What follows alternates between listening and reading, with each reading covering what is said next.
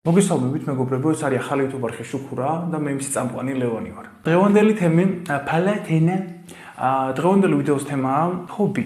ჰობის მნიშვნელობა ზოგადად ცხოვრებაში. თქვენი არ ვიცი, მაგრამ მე გიტარაზე უკრავდი 15 წლის ვიყავი რომ შევედი გიტარაზე, 7 თვე ვიარე და გამოვედი. გიტარასთან არის ძალიან ბევრი ჩემი ცხოვრებისეული მოვლენა დაკავშირებული. პიროვნულ ზრდასთან, ამბავში და ყველაფერში. სანამ უშუალოდ გადავალ იმ თემაზე თუ რა არის ჩემი ჰობი და რას ვაკეთებ, მანამდე მინდა გითხრათ ეს რაღაც. ჰობი არის ისეთი აუცილებელი რამე, რომელსაც ბევრი არ აფასებს. ერთ მომენტში მქონდა ესეთი განცდა, მიტინგები იყო და ცოტა ის არეული სიტუაცია ქალაქში რა, ქვეყანაში.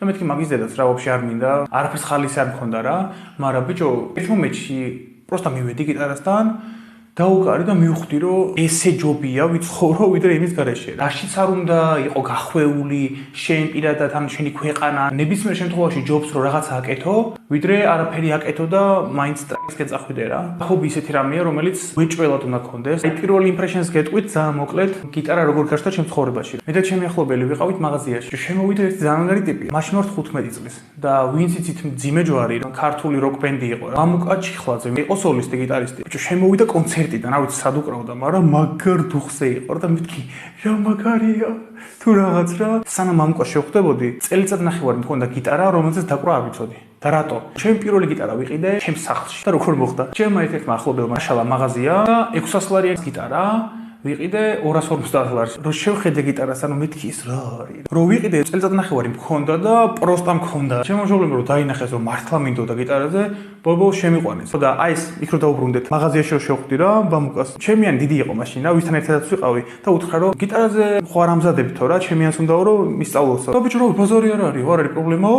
რაღაცა იყიდა გამოგრილებელი, გავიდა გააგრძელა სოლო. მეთქი ეს რაღაც ახალი იქოქებოდა რა ჩემ ცხოვრებაში. ადამიანს გააჩნია ზოგი არის ძალიან აქტიური და ძალიან ისეთი რა, გასცემს, მაგრამ ჩემ შემთხვევაში ისე ვიყავი რა, ანუ ჩემთვის მერჩივნა თუ რაღაც რა. ეგეთი ბავშვებისთვის ძალიან კაია რაღაც გამოხატვის საშუალება როცა აქვთ. ან ეს მუსიკაში გადაიტანონ, ან ნებისმიერ სხვა რამეში. ჩემი პირველი გიტარა იყო ეს, მაიცა არ ჩამოწრეს. ეს რა. ოღონდ ხა ეს ჩემი გიტარა არ არის, უბრალოდ ვითხოვე იმიტომ რომ გადავიღო ვიდეო. უბრალოდ ესეთი იყო და მაგას მოგიყვებით მე ჩემი გიტარებს რა მოუვიდა. შევედი გიტარაზე და მაგ პერიოდში მოყოლილი მაქვს წინა ვიდეოში სხვა ქალაქში რო გადავედი, შაბათ-კვირას ჩამოვიდოდი თბილისში და ჩემებთან. გიტარაზე დავდიოდი ხოლმე მაგ პერიოდში მონიშვილის თეატრთან, არკაში. ნუ ვიარე 7 თვე და გავანებე მე თავი. მაგრამ ჩემში დატოვა ამ უკმარისობის გზნობა, თითქოს მეტი მინდოდა. გიტარიდან რატო გამოვედი? მიზეზი იყო მაგ პერიოდში ძალიან ის არეული ცხოვრება მქონდა რა გაგები. თინეიჯერი ბიჭი ხარ და იმდენი რამე დუხს შენში რომ ანუ ვერ ხვდები რას დაუჯერო და რას არა. მაგ პერიოდში ესე გადავწყვიტე, რომ ავთესილიყავი სახლიდან. ანუ ეს რატო გადავწყვიტე? საერთოდ ცალკე თემაა, მაგრამ ბავშვმა გადაწყვიტა რომ მოდი ხა. ავითესები, სად მივდიოდი ხუიзнает. მაგრამ სადღაც მივდიოდი. ეგ ყველაფერი სახლიდან გაქცევის მცდელობა თუ რაღაც დაბრალდა გიტარას და ჩემ გრძელ თმებს, ანუ მაშინ რომ მქონდა რა, ანუ გრძელი თმები გიტარა და ჯაჭვი და ამის ბრალია გიტარის თუ რაღაც ეგეთ რაღაცას დაბრალდა. ვერავის ვერ გამომტყუნებ ჩემ ოჯახში, იმიტომ რომ მადლობა მეთქმის მათ მიმართ, რავი, ბევრ რამეში. ჩემო მეც ეგრე მოქცეული ყავ. როცა კომუნისტური ხარში გადაგაზრდილი, შეიძლება ელექტრონულ გიტარას რაღაცა დააბრალო. და რეალურად ბავშვი რა დავაპარაკება ჭირდება თქვათ და სხვა სახით მიდგომა. რეალურად გიტარა ჩემ მაშინ ჩემთვის ერთ-ერთი ნათელი წერტილი იყო რა, იმიტომ რომ ჭირდებოდა. მოკლედ ბევრი ვარ გავაგზავნო, რომ გამოვედი გიტარიდან, ერთი 5 წელი აღარ უკრავდი რა, ძალიან ისე იშვიათად მივიდოდი რაღაცა ნასწავლ რაღაცებს დაუკრავდი და გავანებებდი თავს. მაგრამ 20-ის რო გავხდი, მოგეხსენებათ 20 წლის ბიჭი.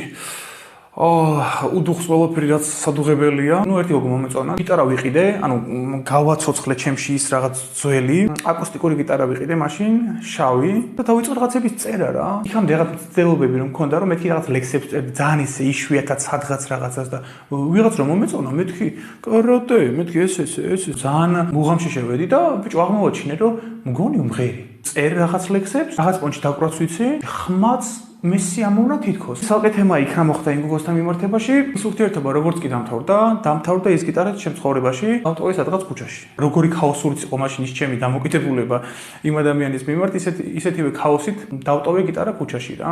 რომ მეთი წაიღოს ვისაც უნდა რა. ანუ არც ერთი გიტარა არ გამიტეხია, არ მიყვარს ეგეთი რამე. პატივს ზოგადად რა გიტარის ფენომენს, მაგრამ ნივთის მიმართ არ მაქვს აი ეს კონკრეტული ნივთი. ანუ ეგრე არ ვარ. დავტოვე და მგონი რაღაც 1-2 სიმღერას მქონდა იმაში რა და წაიღო ღმერთმა შეერგოს. ვიცი რა თქმა უნდა, გიტარა კაი იყო. სხვა შორის პირველი გიტარა მანამდე დავტოვე, მახსოვს ისეთო დავტოვე რა. ეს მეორე ხო იყო შეყვარებულის გამო თუ რაღაც.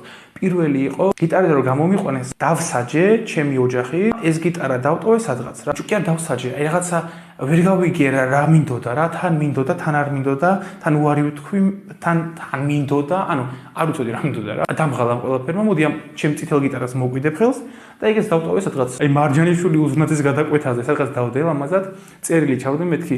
ესე თუ იპოვე შენია შეგარგოს. ვინც იპოვეთ მაგ გადაკვეთაზე სადღაც წითელი სტრატოკასტერი, მადლი იყოს თქვენზე. მესამე გიტარა მახსოვს, ვიყიდე. ნახე შავი აკუსტიკური გიტარა, ანუ შეყვარებული სპონჩეროს. ეგ იყო მესამე. და მეორე იყო ეს თუ მომწდება.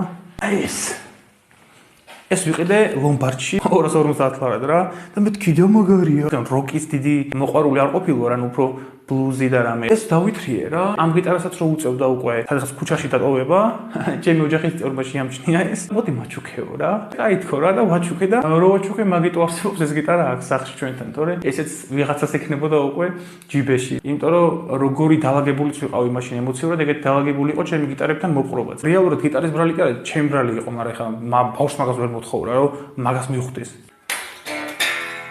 ცოტა ფლექსი გავუშვათ.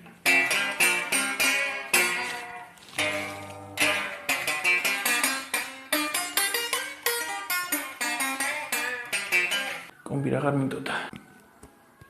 ეს ჟოლინტი აქ ბიჭო, ფუ ჩემი არის. ჩემი მეოთხე გიტარა იყო თეთრი აკუსტიკური გიტარა. პერიოდულად მქონდა გამონათებები რა. პირველი გიტარა 15-ის რო ვიყავი, მეორე 18-ის რო ვიყავი ესე, მესამე 20-ის რო ვიყავი, მეოთხე 26-ის რო ვიყავი და ეს გიტარა იყო თეთრი აკუსტიკური გიტარა. კიდე გაიღვიძა ჩემში იმუღამარ. მოდი აბა კიდე დავუკრავ. მქონდა პერიოდები რომ აი აღარ მინდა, მაგრამ მქონდა პერიოდები რომ დავაი შევბერეთ რა. მაქსიმალისტის პრობლემაა ეგ. რომ აი მაქსიმალისტი როცა ხარ, აი რაღაცა სცენაზე დაუკრავ, ანუ ვაფშე არ დაუკრავ. და რეალურად არ გიშლის ხელს რა, პროსტა არ გქონდეს რა და რაღაც დონეზე ფლობდე მას. ხო და ჩემი ესე თქვა მეოთხე გიტარა იყო თეთრი აკუსტიკური გიტარა, რო ვიყიდე მეთქი უნდა დაუკრა. მაგრამ ვერ მოხდა, იმიტომ რომ ერთ-ერთი ძალიან ძვირფასი ადამიანი დაუკარგე ცხოვრებაში, რომელიც რომელსაც დამადუმა რა. რამდენიმე თვე მინიმუმ. ნუ როგორც წესი მე მწუხარებას უმუსიკობით არ გამოვხატავ, პირიქით მუსიკით შეიძლება გამოვხატო მწუხარება, მაგრამ რაღაც პერიოდი მოწყოტილი ვიყავი, რომ მეთქი ამის დედაც არ მინდა რა. ჯერ უბრალოდ ჯერ არა. ანუ ჯერ არ ვარ მზად თუ რაღაც. რა თქმა უნდა, მაგ გიტარასაც ემუქრებოდა უკვე ქუჩაში დატოვება. ამ პერიოდში მოვიდა და ნაცავი რა. რომ დაინახე ეს გიტარა, რა მაგარიაო თუ რაღაცაო და მე უკვე მივხვდი რომ ეს შენია. ნუ ვაჩუქე ეს გიტარა, მე გიტარაზე შევიდა არ შევიდა ცალკე თემა, მაგრამ იმ მომენტში ბავშვს ჰქონდა რომ აი რაღაცა შეხედა რა ისეთ განსაკუთრებულს და რომ მიეცა საშუალება რომ კონდეს ეს ძალიან მაგარი რამე. ნუ ბოლოს რა, აი ეს გიტარა ვიყიდე შარშე.